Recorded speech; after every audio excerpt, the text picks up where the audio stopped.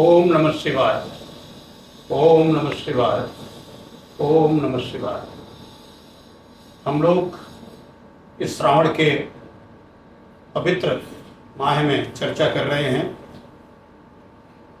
मोक्ष धाम काशी की,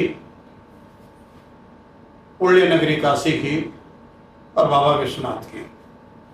जैसा कि हमने देखा कि जब बाबा विश्वनाथ जी ने श्री काशी जी को अपनी राजधानी बनाया तो स्वाभाविक रूप से सभी देवों द्वारा इसमें आकर के स्थान ग्रहण किया गया, अपना निवास स्थान बनाया गया। देवों के साथ अनेक संत, महंत, सिद्ध, मुनि, योगी आदि भी यहाँ पर पधारे, जिनकी हम क्रमशः चर्चा कर रहे हैं। आज भगवान शिव के ही एक और रूप की, जो स्वयं काशी में पधारे, शिव के कृपा पात्र, और तब उनके जीवन में क्या घटना घटी और उनकी सोच में क्या परिवर्तन हुआ, उस पर हम आज चर्चा करेंगे। जैसा हमने अभी प्रारंभ में एक मंत्र बोला, ओम नमः शिवाय, ये पंचाक्षर मंत्र है, और मंत्र जितना छोटा होता है, संत कहते हैं, उतना ही प्रभावी होता है। जैसे राम है, ये 2 अक्षर का मंत्र है, ये ब्रह्म का वाचक भी है और इसको तारक मंत्र के रूप में माना जाता है। भगवान शिव इसी मंत्र के प्रभाव से काशी में आने वाले या काशी में अंतिम संस्कार जिन जीवों का होता है उनको मोक्ष प्रदान करते हैं। इसी तारक मंत्र के माध्यम से गोस्वामी तुलसीदास ने अपने रामचरितमानस में इस राम नाम के मंत्र की महिमा का वर्णन करते हुए इसका जिक्र भी किया है। और उन्होंने तो यहाँ तक कह दिया है कि राम न सके नाम गुण गाए। स्वयं राम भी अपने नाम यानी राम के गुणों का वर्णन नहीं कर सकते। और उसी तरह से जैसे ब्रह्म का वाचक ओम है, और इस पंचाक्षर मंत्र में ओम नमः शिवाय ये 5 अक्षर आते हैं। इस पवित्र माह में हम लोगों को चाहिए, अगर भगवान शिव की कृपा चाहिए, तो निरंतर ओम नमः शिवाय का जाप चलते रहना चाहिए। जब जब स्मरण आए तब तक ये जाप प्रारंभ होना चाहिए। उठते बैठते, खाते पीते, चलते फिरते, पढ़ते लिखते, जब भी मन में स्मरण आ जाए इसका, फिर ये अभ्यास भी बन सकता है। और राम नाम की महिमा और नाम जप की महिमा का तो बहुत ही बड़ा महत्व है। ये नाम जप हम लोग किसी भी मंत्र का करें, गुरु मंत्र का करें या अन्य किसी का करें, इस मंत्र के विस्तार को एक श्लोक के माध्यम से व्यक्त किया गया है। जैसा हमने कहा कि ओम नमः शिवाय, इसमें ये 5 अक्षर हैं। इन 5 अक्षरों को, ओम तो सभी मंत्रों के साथ लगता है, चाहे शैव मंत्र हो, चाहे वैष्णव मंत्र हो, चाहे शक्ति के मंत्र हो। फिर जो ये 5 अक्षर आते हैं, ना, मा, सी, वा, या, इनके बारे में रचनाएं की गई हैं। वो है नागेंद्र हाराय त्रिलोचनाय भस्मांगराय महेश्वराय नित्याय शुद्ध्याय दिगंबराय तस्मै नकाराय नमः शिवाय। इस तरह से जो ना अक्षर है उसका वर्णन इस श्लोक में किया गया। दूसरा अक्षर आता है मा, तो मंदाकिनी सलिल चंदन चर्चिताय नंदीश्वर प्रमथनाय महेश्वराय मंदार पुष्प बहुपुष्प पूजिताय तस्मै मकाराय नमः शिवाय।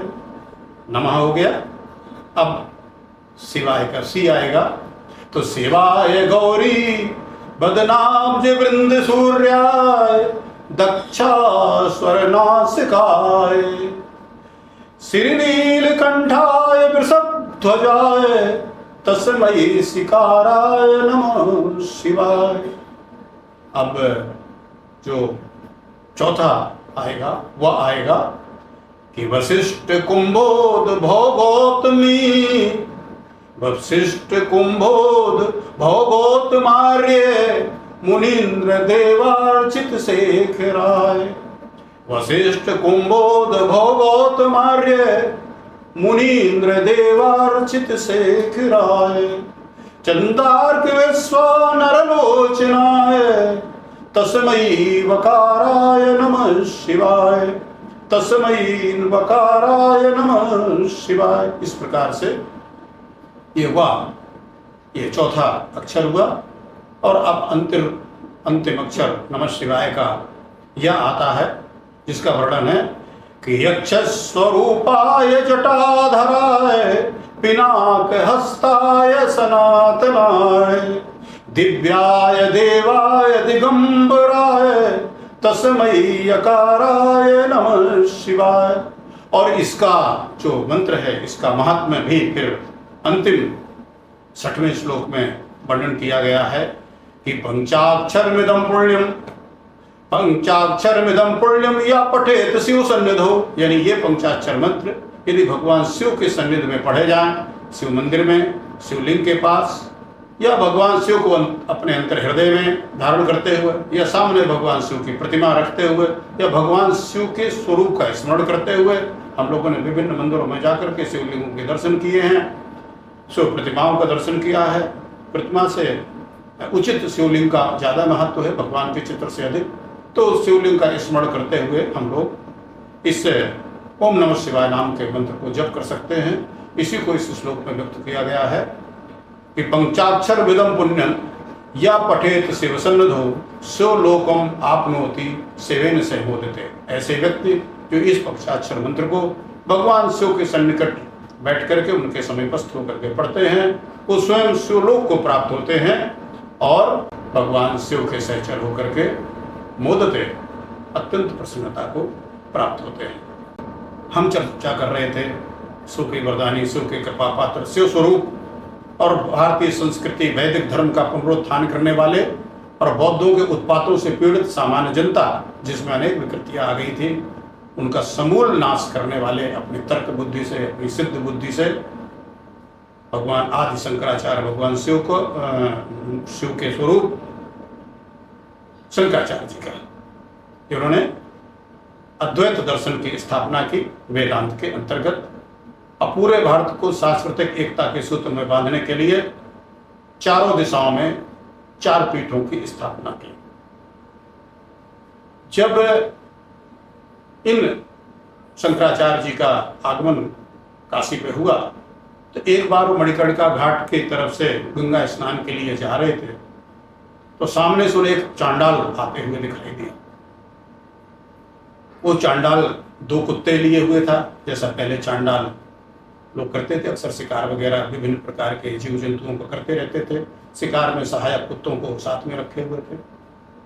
उनके साथ उनकी पत्नी थी जो गोद में बच्चे को लिए हुए थी, और ये जो चांडाल था सिर में एक घड़ा रखे हुए था। जब शंकराचार्य जी ने गली, चूंकि बहुत ही सकरी गलियां थी, अब तो काशी कॉरिडोर का विकास किया है सरकार ने, और जिन्होंने पहले काशी को देखा और अब देखेंगे तो हतप्रभ हो जाएंगे, पहचान ही नहीं सकते। वो सारी गलियां, वो सारे संकीर्ण रास्ते अब बहुत ही चौड़े चौड़े मार्गों के रूप में परिवर्तित हो चुके हैं, साफ सुथरे। ये उस समय की बात है कि जब काशी गलियों के लिए जानी जाती थी, ये गलियों का शहर था। वैसे भी हमारे जितने प्राचीन शहर हैं वो गलियों में ही बसे हैं, क्योंकि तब तो ना इस तरह से वाहन होते थे 4 पहिया, ना रथ आदि होते थे, बट वो बहुत चंद लोगों के लिए, और उनके अपने राजमार्ग रहते थे जहाँ से ऐसे लोग रथ या तांगों से होकर के गुजरते थे। तो काशी की इन गलियों से जब होकर के गुजर रहे थे शंकराचार्य जी अपने शिष्यों के साथ, तो सामने चांडाल इस रूप में जब आता दिखाई दिया, उन्हें लगा कहीं चांडाल का स्पर्श ना हो जाए, या उनके साथ चलने वाले जो कुत्ते हैं वो कहीं स्पर्श ना कर लें। तो उन्होंने हट हट कह करके इस तरह की आवाज की। ये हट हट सुन करके चांडाल और बीच में आकर के खड़ा हो गया और बोले, कहा कि भाई देखो, तुम तो अद्वैत ब्रह्म के प्रतिपादक हो, तुम्हारे सिद्धांत के अनुसार, तुम्हारी सोच के अनुसार, तुम्हारे ज्ञान के अनुसार, तुम्हारे अध्ययन के अनुसार, तुम्हारे अनुभव के अनुसार संसार में ब्रह्म के अलावा किसी की सत्ता ही नहीं है, फिर मेरे में तुमको चांडाल कैसे दिख रहा है?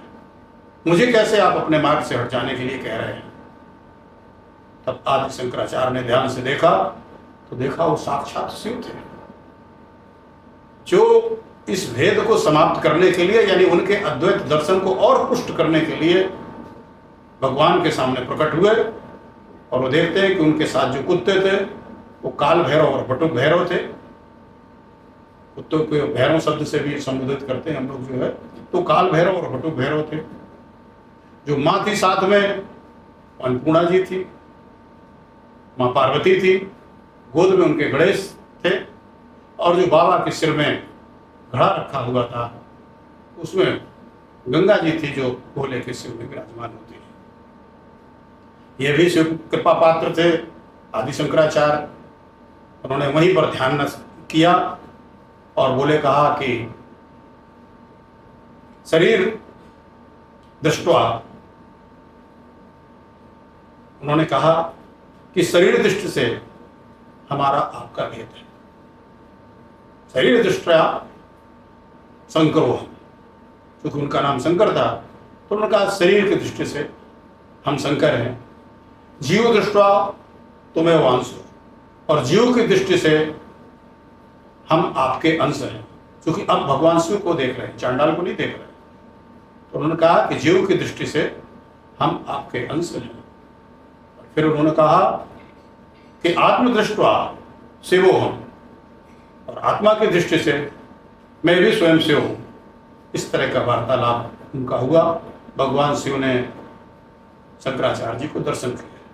दूसरी घटना जो उनके जीवन में घटी काशी प्रवास के दौरान, उस समय तक जो शंकराचार्य जी थे वो नारी शक्ति को नहीं मानते थे, सो उपासक थे। और ब्रह्म की संज्ञा एक तरह से पुल्लिंग के संबंध में उनकी धारणा थी। और काशी में ये विश्वास है, काशी की ये सिद्धि है, काशी का ये प्रभाव है कि वहाँ कोई भूखा नहीं सोता है। स्वयं कोई व्रत उपवास करना चाहे स्वेच्छा से अलग बात है, लेकिन अन्न के अभाव में, चूंकि अन्नपूर्णा वहाँ विराजी हैं तो काशी में पूरा धीसुरी है, तो वहाँ कोई भूखा नहीं सोता। आदि शंकर ने इस बात की परीक्षा लेने के लिए बिना खाए ही जाकर के दशाश्वमेध घाट पर लेट गए। बोले कि मैं देखूं मुझे कोई भोजन देने के लिए आता है या नहीं आता है। लेटे हुए थे, थोड़ा रात जैसे हुई उसी समय एक बुढ़िया आई, उसके हाथ में पोटली थी भोजन की, डंडा लिए हुए थी। उसने कहा चल उठ भोजन कर ले। शंकराचार्य जी ने कहा कि नहीं माई मुझे भूख नहीं है। उन्होंने बड़ी जोर से डांटा, सन्यासी होकर के झूठ बोलता है। तब फिर उन्होंने ध्यान से जब देखा शंकराचार्य जी ने कि स्वयं माँ अन्नपूर्णा खड़ी हुई है, बोले कहा तू मेरी परीक्षा ले रहा है और झूठ बोल रहा है।